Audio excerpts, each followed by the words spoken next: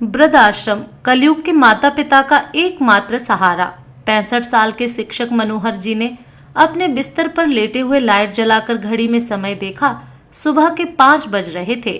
फिर अपने बाजू में सोई अपनी पत्नी मालती जी की तरफ मुड़कर देखा। मालती जी ने कहा, मुझे पता है आप जाग गए हैं। 5 बजे उठने की आपकी पुरानी आदत है, कहिए तो चाय बना दूं। शिक्षक साहब मुस्कुरा पड़े। बिस्तर पर सीधे लेटते हुए शिक्षक मनोहर जी ने कहा, हाँ, अब जब आप भी जाग गए हैं तो गर्मा गर्म चाय हो ही जाए।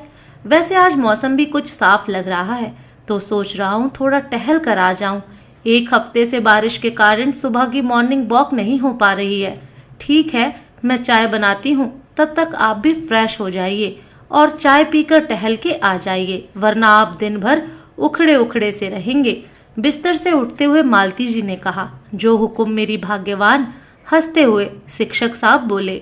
मालती जी ने गैस पर चाय चढ़ाई और किचन की खिड़की खोलकर बाहर देखते हुए शिक्षक साहब के पास बैठकर बोली, रात भर तो बारिश हुई है और लगता है अभी अभी आसमान साफ हुआ है। आप संभाल के जाइएगा, सड़क पर फिसलन रहती है। जो हुक्म मेरी भाग्यवान।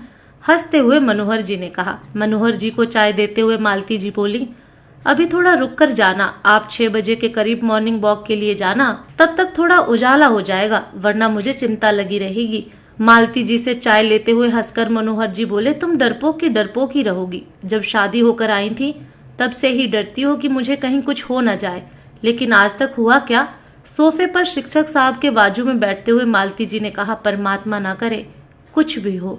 शिक्षक साहब हंस पड़े। सोफे पर बाजू में बैठे हुए एक कंधे को अपने कंधे से मारते हुए बोले, ओके सर जी, जो आप कहें, आपका हुक्म सर आंखों पर। मैं 6 बजे ही मॉर्निंग वॉक को जाऊंगा, तब तक प्रवचन सुनते हैं, आपके नहीं, टीवी पर। मनोहर जी की बात सुनकर मालती जी खिलखिला के हंस पड़ी। मनोहर जी मालती जी की हर बात मानते थे। उम्र के इस पड़ाव में उनके पास सब कुछ था, धन दौलत रुतबा, लेकिन उन सब चीजों से मनोहर जी को अब विशेष मतलब नहीं था जितनी जरूरत उन्हें अपनी पत्नी मालती जी की होती थी। 6 बजे मनोहर जी मॉर्निंग वॉक के लिए निकले तो मालती जी ने फिर से हिदायत दी, संभल के जाना। शिक्षक साहब ने हंसते हुए कहा, मेरे हाई कमान, संभल कर ही जाऊंगा। अभी 2 कदम चलूंगा तो और लोग दिख जाएंगे, और फिसला भी तो उठाने के लिए बहुत लोग होंगे। भगवान के लिए ऐसा मत कहिए, बुढ़ापे का एक इकलौता सहारा आप ही तो हैं। मालती जी ने मनोहर जी के होठों पर हाथ रखते हुए कहा। मनोहर जी हंसे और मॉर्निंग वॉक के लिए निकल गए। मालती जी हॉल में आकर टीवी पर प्रवचन सुनने बैठ गईं। अभी 5 मिनट ही हुए थे कि लाइट चली गई। मालती जी ने मुंह बनाया और सोचा, इस लाइट को भी अभी ही जाना था, देखो अब कब तक आती है। खिड़की से झांकी तो हल्की सी धूप निकल आई थी, तो सोचा मैं भी छत पर जाकर टहल आती हूँ तो अच्छा ही लगेगा। टीवी ऑफ करके मालती भी छत पर टहलने गई। उनका ध्यान आसमान की तरफ था। छत पर जमी हुई चिकनाई पर मालती जी का ध्यान नहीं था, और सीढ़ी पर चिकनाई होने के कारण जैसे ही मालती जी का पैर पड़ा, मालती जी फिसल गईं और उनके मुंह से निकला, हे राम, मैं तो गिर पड़ी। इतना कहकर मालती बेसुध हो गईं। कुछ देर बाद मालती को होश आया तो उसे यह समझने में ही समय लगा कि वह कहाँ पर है। मालती उठकर बैठी तो देखा फर्श पर खून फैला हुआ था। अपने आप मालती का हाथ अपने माथे पर गया। माथे पर चोट लगने के कारण खून निकलकर फर्श पे फैल गया था। ये देखकर मालती जी घबरा गईं, लेकिन फिर खुद को ही हिम्मत देते हुए बोली, नहीं नहीं, मैं डरपोक नहीं हूँ, हिम्मत वाली हूँ। मैं शिक्षक साहब की पत्नी हूँ। माथे से खून बहकर गाल और मुंह पर आ रहा था। 60 साल की मालती देवी रेलिंग पकड़कर उतरकर नीचे हॉल में आई। खून कुछ अधिक बहना शुरू हो गया था। मालती ने फिर अपने आप को हिम्मत दी, कुछ नहीं हुआ, ठीक हो जाएगा सब, और अपना मोबाइल उठाकर शिक्षक साहब को कॉल लगाया। लेकिन बेडरूम में शिक्षक साहब का पड़ा मोबाइल की घंटी सुनकर मालती जी हताश हो गईं। फोन लगातार बजे जा रहा था। तब उन्हें हल्दी का ध्यान आया। मालती के आंखों के सामने अंधेरा सा छाने लगा था। फिर भी उन्होंने हिम्मत करके किचन में गईं और मसाले का डब्बा उठाया, लेकिन उसे चक्कर आ गए। वह फिर फर्श पर गिर पड़ी। हाथ से मसाले का डिब्बा छूट गया। सभी मसाले जमीन पर बिखर गए। तभी बाहर से दूध वाला अम्मा अम्मा करके मालती जी को बुला रहा था। उसने मसाले के डिब्बे और धम से मालती जी के गिरने की आवाज सुनी। उसने तुरंत आसपास के लोगों को बुलाया और अंदर जाकर देखने के लिए बोला। जाकर देखा तो मालती जी नीचे जमीन पर गिरी हुई थीं। लोगों ने मनोहर जी को खोजने के लिए निकले। रास्ते में एक लड़के ने जाकर बोला, अंकल आप जल्दी चलिए, घर पर शायद आंटी नीचे गिर गई हैं और उनके सिर से खून बह रहा है, उनको अस्पताल ले जाना होगा। शिक्षक साहब घबरा से गए और तेजी से बाइक के पीछे बैठे। अपनी जिंदगी में शिक्षक साहब ने कई जंग जीती थी, मौत से उन्हें कभी भी डर नहीं लगता, लेकिन मालती उनके लिए वह हमेशा भयभीत रहते हैं। अपने लिए नहीं, लेकिन मालती जी की मौत की कल्पना से भी वह नर्वस हो जाते हैं। और उनको यह बात समझ में नहीं आ रही थी कि जैसे जैसे उनकी उम्र बढ़ती जा रही है, वैसे वैसे वह मालती जी के मोह में क्यों फंसते जा रहे हैं। इसीलिए ही मालती जी को थोड़ा सा भी कुछ होता है तो वह घबरा जाते हैं। मनोहर जी पसीने से तरबदर हो गए कि घर के सामने एम्बुलेंस खड़ी है। किसी भी परिस्थिति में मनोहर जी कभी भी नर्वस नहीं हुए थे, लेकिन आज पता नहीं क्यों उनका मन विचित्र सा हो गया था। झटके से बाइक से उतरे और घर के अंदर भागे। देखा एक स्ट्रेचर में मालती जी को उठाकर 4 आदमी एम्बुलेंस में रखने के लिए आ रहे हैं। शिक्षक साहब सोच रहे थे कि मैं मालती जी को अच्छी खासी हंसते बोलती छोड़कर गया था, फिर अचानक यह क्या हो गया, उनकी समझ में कुछ नहीं आ रहा था।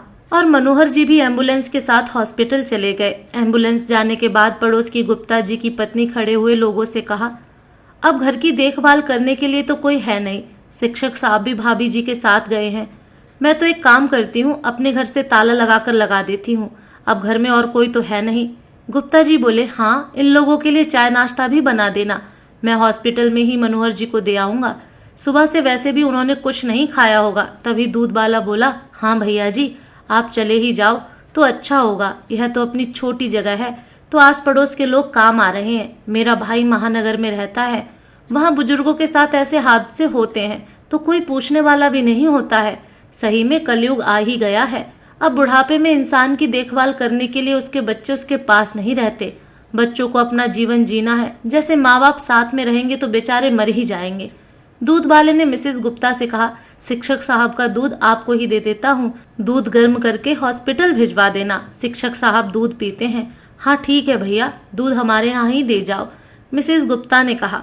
शिक्षक साहब ने डॉक्टर से पूछा, साहब डरने की कोई बात नहीं है ना? डॉक्टर साहब बोले, अभी एग्जामिनेशन करके बताता हूँ, फिलहाल लगता है खून कुछ ज्यादा ही बह गया है। घर में कोई था नहीं क्या जो इतना खून बह गया? शिक्षक साहब बोले, हाँ साहब अकेली ही थी, कैसे सिर में इतनी चोट आ गई? मैं भी घर में नहीं था, मॉर्निंग वॉक पर गया हुआ था। मालती घर में अकेले ही थी, वह तो दूध वाले ने देख लिया, वरना भगवान ही जाने क्या होता। डॉक्टर साहब बोले, ठीक है, अभी ग्लूकोज और खून की बोतल चढ़ानी है और सिर की चोट को देखना पड़ेगा, तब तक आप बाहर बैठिए। शिक्षक साहब एक लंबी सांस लेकर रह गए और वहीं रूम की पड़ी बेंच पर गुमसुम से बैठ गए और आंख बंद करके भगवान से प्रार्थना करने लगे कि मालती को जल्दी होश आ जाए।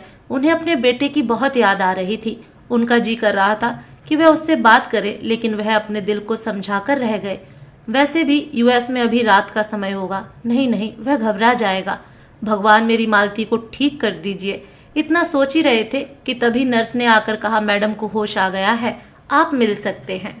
शिक्षक साहब को जान में जान आई और राहत की सांस ली। मालती जी का हाथ पकड़कर थपथपाते हुए शिक्षक साहब ने पूछा, ठीक हो ना? मालती जी ने मुस्कुराकर आंखों के इशारों से कहा, हाँ। डॉक्टर ने उन्हें अगले दिन हॉस्पिटल से डिस्चार्ज कर दिया। मनोहर जी और मालती जी अपने घर पर आ गईं। अगले दिन मालती जी अपने आलीशान हॉल के आलीशान सोफे पर अपना सिर पकड़कर बैठी हुई थी और मन ही मन सोच रही थी कि कभी सोचा भी नहीं था कि यह दिन आएगा। इस जीवन में इतना अकेलापन, दूर दूर तक कोई अपना नहीं। यह सोचते हुए मालती जी की आंखों में आंसू आ गए। कहाँ सोचा था कि जीवन अंत तक सच में ही होगा, लेकिन अब बुढ़ापे में इतना अकेलापन, काश इस दिन के लिए भी कुछ सोचा होता। मालती ने अपने आंखों से आंसू पोंछे और उस अलमारी को खोला। बहुत पुराना अपने बचपन का एल्बम निकाला और अपने मम्मी पापा दादी की फोटो देखने लगी। दादी की फोटो जैसे उसकी आंखों के सामने आई। उस फोटो में अपनी चूड़ियों भरे हाथ प्यार से खेलते हुए बोली, दादी आप कहाँ हो? अब मैं भी दादी बन गई हूँ, लेकिन शायद आपके जितनी भाग्यवान नहीं हूँ। मेरे नाती पोता कोई मेरे साथ नहीं रहते हैं। मालती को याद आया, दादी के साथ बिताया हुआ समय कितना अच्छा। सहेली थी दादी उसकी। कोई बात मम्मी बाद में समझती, दादी पहले समझती थी। उस वक्त मोबाइल टीवी कुछ भी नहीं था, मनोरंजन का साधन था दादी और दादी की कहानियां। वह दिन याद करते करते जैसे मालती उसी वक्त में चली गई। पीठ थपथपाते हुए मनोहर जी बोले, क्या हुआ, कहाँ खो गई हो? मालती जी एल्बम बंद करते हुए बोली, कुछ नहीं, बस ऐसे ही। तभी मनोहर जी बोले, बेटे को याद कर रही हो ना? अजी आप तो मेरा बहुत ख्याल रखते हैं, लेकिन इस उम्र में बच्चे हमारे साथ होते तो बहुत अच्छा लगता। कभी कभी हमारी जिंदगी बहुत ही नीरस लगती है। मालती जी के आंखों से आंसू बहने लगे। मनोहर जी बोले, कहने के तो मेरा एक बेटा और एक बेटी है, लेकिन साथ में कोई नहीं रहता। अपना सुख दुख हम लोगों को खुद ही मिलजुल कर काटना होगा, और हालात कितने बदल गए हैं। तभी डोरबेल बजी। मालती जी थोड़ा अचकचा गईं। इस समय कौन है? शायद उसकी बेटी स्वीटी आई होगी, या फिर बेटा राजीव आया होगा उसे सरप्राइज देने के लिए। यह सोचते ही जैसे शरीर में जान आ गई। उसने वहीं पड़े कपड़े को उठाकर अपने आंसू से भरे चेहरे को जल्दी से पोंछा और उठकर मेन दरवाजा खोलने के लिए गई। लेकिन दरवाजा खोलने पर मालती जी निराश हुई। मोहल्ले का बच्चा बैल बजाकर चला गया था, लेकिन इस अकेलेपन ने मुझे अंदर से पूरी तरह से निराश और तोड़ कर रख दिया है। शायद मेरे साथ मेरा परिवार होता, नाती पोते होते, पोती होती, तो मैं भी उनके साथ बच्चे बनकर खेलती कूदती। लेकिन यहाँ तो दूर दूर तक कोई भी आकर हमारे साथ रहना पसंद नहीं करता है। मालती जी का दुख सुनकर मनोहर जी चुप रह गए। कुछ क्षण के लिए सन्नाटा सा छा गया। फिर मनोहर जी बोले, छोड़ो ना मालती, ऐसी बातें मत करो। क्या कुछ नहीं है हमारे पास? घर द्वार, खेती बाड़ी, बेटा है, बेटी है। क्यों इस तरीके की बातें कर रही हो? अभी कुछ दिन में ही सब ठीक हो जाएगा। मालती जी बोली, शिक्षक साहब, मैं भी यही चाहती हूँ कि सब ठीक हो जाए, लेकिन आसार नहीं दिखते। बच्चों के पास मेरे लिए समय ही नहीं है। तभी मनोहर जी बोले, मालती तुम भी कैसी बातें करती हो? हमारे अकेले के बच्चे ही थोड़े ना हमसे दूर हुए हैं। आजकल का तो माहौल ही ऐसा है कि रोजी रोटी के लिए बच्चों को देश विदेश में जाकर जॉब करनी पड़ती है। अब महंगाई भी कितनी बढ़ गई है। एक अकेले इंसान के कमाने से कुछ नहीं होता, और आजकल अच्छी नौकरी भी महानगरों में ही मिलती है। मालती जी बोली, सही कह रहे हैं आप। अब बेचारे बच्चे भी क्या करें? अपनी उन्नति के लिए उन्हें भी बाहर जाना ही पड़ता है। हाँ मालती, अब तुम निराश भरी बातें मत करना, देखना सब ठीक हो जाएगा, मनोहर जी ने कहा। तभी मालती जी का मोबाइल बज उठा। मालती ने देखा बेटी शिखा का फोन था। यह देखकर मालती के चेहरे पर एक आशा की चमक आ गई। हाँ शिखा बेटा, कैसी हो? कब आ रही हो? दूसरी तरफ से शिखा ने कहा, हाँ मम्मी मैं ठीक हूँ, अभी भैया से बात हुई है, हम दोनों शनिवार को आपके पास आ रहे हैं। अच्छा, शनिवार को मतलब परसों? हाँ मम्मी, परसों बड़ी मुश्किल से मैं और भैया अपना समय निकाल कर आपके पास आ रहे हैं, शिखा ने कहा। चलो ठीक है बेटा, यह 2 दिन भी जैसे तैसे मैं काट लूंगी।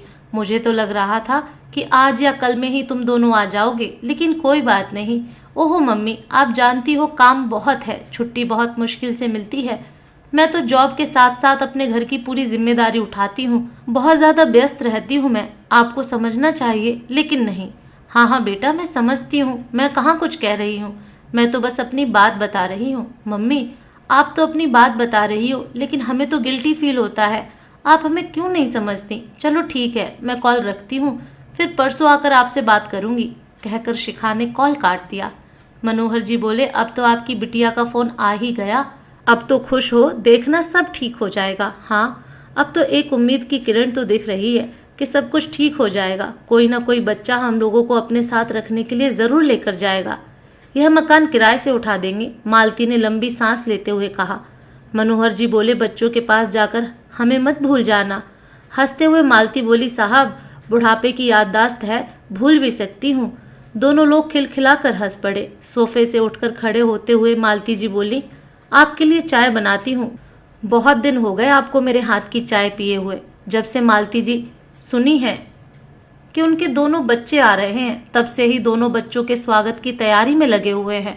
उन दोनों के बेडरूम की साफ सफाई करके व्यवस्थित करवा चुकी थी। उसे बस बच्चों का आने का इंतजार था। इंतजार की घड़ियां थी कि खत्म ही नहीं हो रही थी। 1 मिनट 1 बरस समान कट रहा था, समय काटे नहीं कट रहा था। मालती जी कई बार गेट के बाहर सड़क तक जाती और देखकर आ जाती थी। मालती जी की बेचैनी देखकर मनोहर जी बोले, सबर करो, थोड़ी देर में बच्चे घर में ही आएंगे, कहीं बाहर थोड़ी ना रुक जाएंगे, आप अब आराम से बैठो। मालती जी मनोहर जी के बाजू में बैठते हुए बोली कि थोड़ा राहुल के पास कॉल करिए, देखिए कि वह कहाँ है। अभी मनोहर जी मोबाइल उठाए ही थे कि घर के सामने ऑटो आकर रुका। मालती का दिल धड़कने लगा, उसके चेहरे पर चमक आ गई।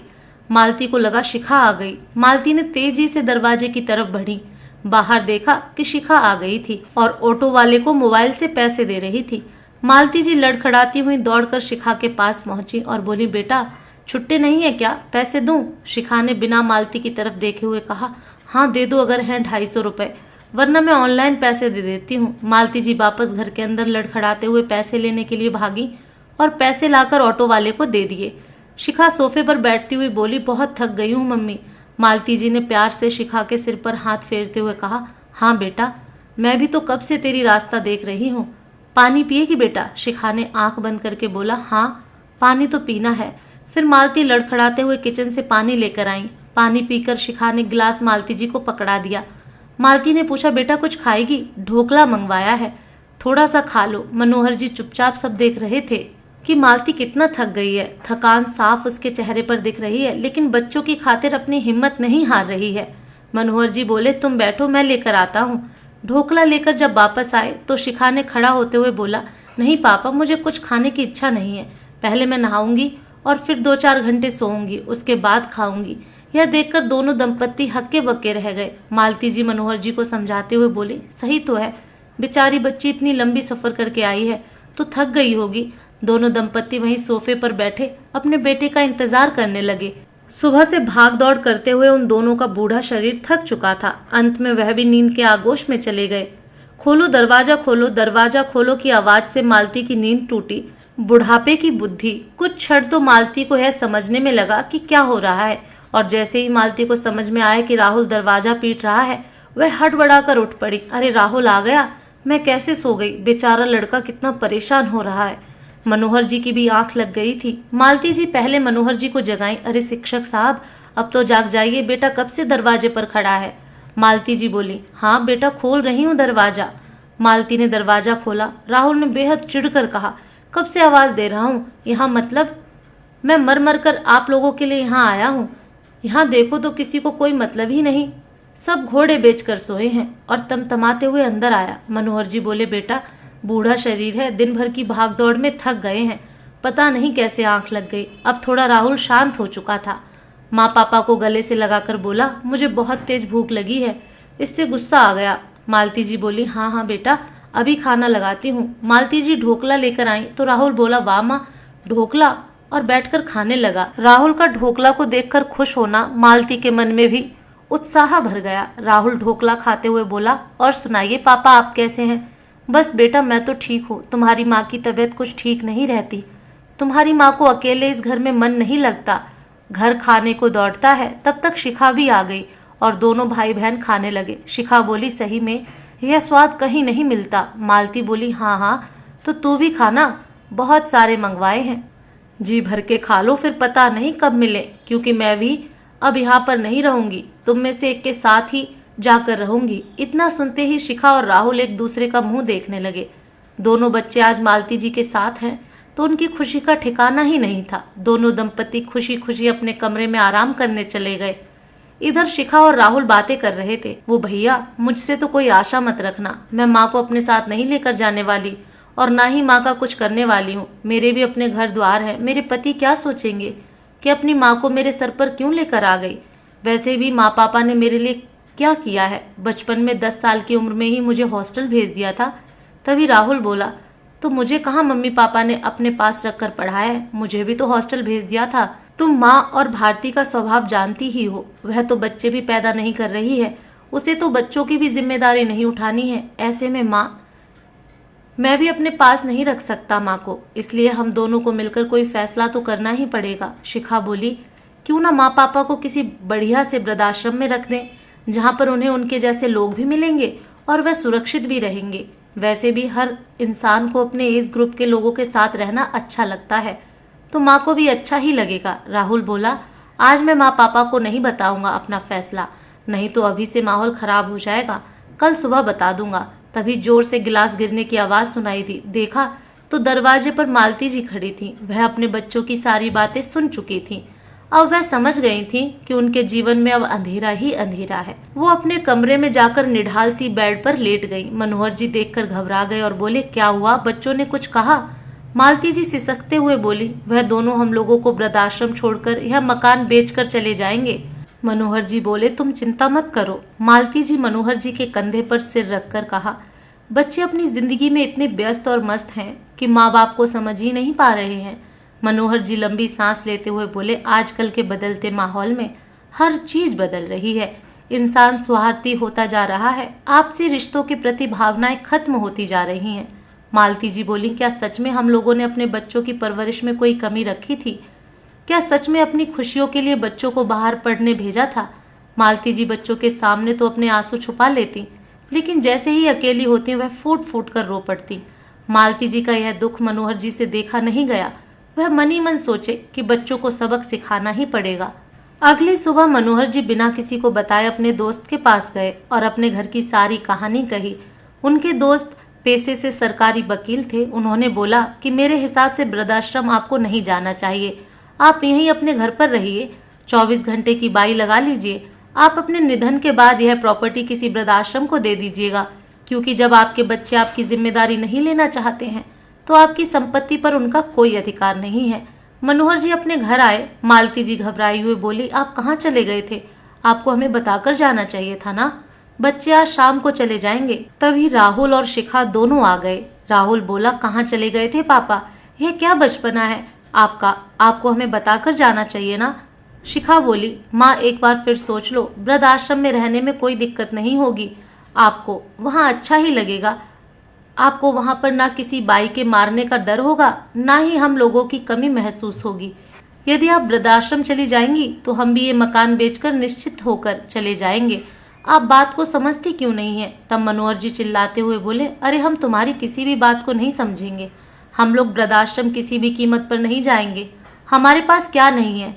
जब हमें दूसरों के सहारे ही जीना है तो वृद्धाश्रम क्यों जाए? हमारे घर जो बाई आती है वह भी हमारा अच्छे से ख्याल रखती है। मैं जीते जी इस घर से नहीं जाऊंगा। रही बात मेरी संपत्ति की, तो इस पर तुम्हारा कोई अधिकार नहीं है। जब तुम लोग मेरी देखभाल दूसरों पर थोप रहे हो तो इस पर तुम्हारा हक कहाँ से होगा? तुम लोगों को जहाँ जाना है वहाँ जाओ, बस मेरी आंखों से जल्दी दूर हो जाओ।